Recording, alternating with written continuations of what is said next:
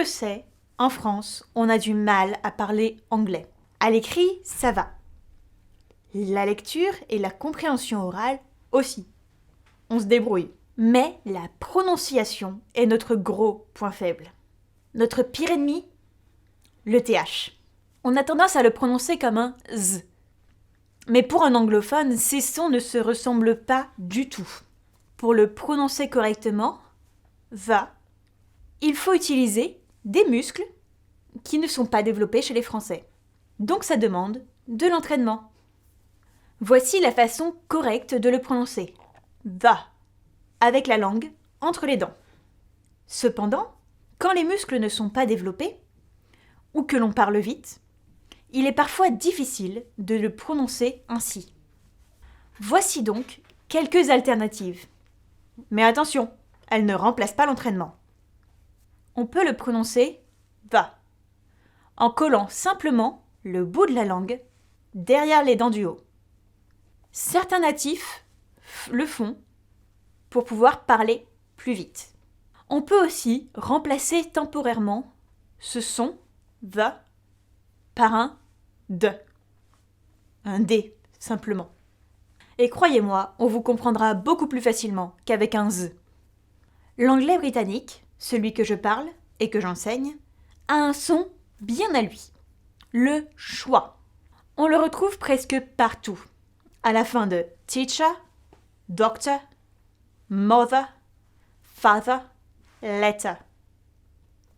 C'est ce A. Comme vous le voyez, on le prononce avec la bouche légèrement ouverte et toute la bouche relaxée. A. Le T. Pour parler correctement un anglais britannique, il faut absolument prononcer vos T. Certains natifs ne le prononcent pas réellement. Seulement, le son qu'ils émettent est très difficile pour nous à reproduire. Pour avoir une bonne prononciation, il n'y a rien de mieux que l'entraînement. Je sais, ce n'est pas facile de se lancer, surtout quand on est persuadé qu'on ne va pas y arriver. Cependant, c'est l'étape la plus importante. Si vous voulez vous donner du courage avant d'aller parler avec d'autres personnes, parce qu'elles vous intimident, parce que vous n'êtes pas sûr de vous, vous pouvez faire ce que l'on appelle du shadowing. C'est exactement ce que je vous ai encouragé à faire dans certaines vidéos. C'est le fait de répéter un mot ou une phrase après qu'elle ait été dite. On essaye d'imiter les sons et la prononciation.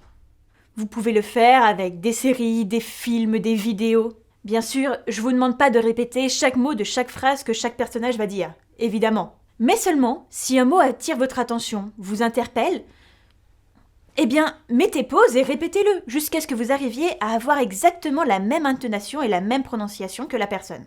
C'est la méthode la plus efficace et la plus rapide pour améliorer votre prononciation.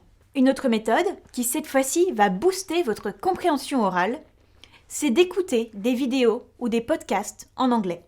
Il existe de nombreux sons en anglais qui n'existent pas en français. Vous pouvez, si vous n'êtes pas habitué à entendre de l'anglais, ne pas les entendre, ou alors ne pas entendre de différence entre deux sons, alors que pour une autre personne, cette différence est évidente.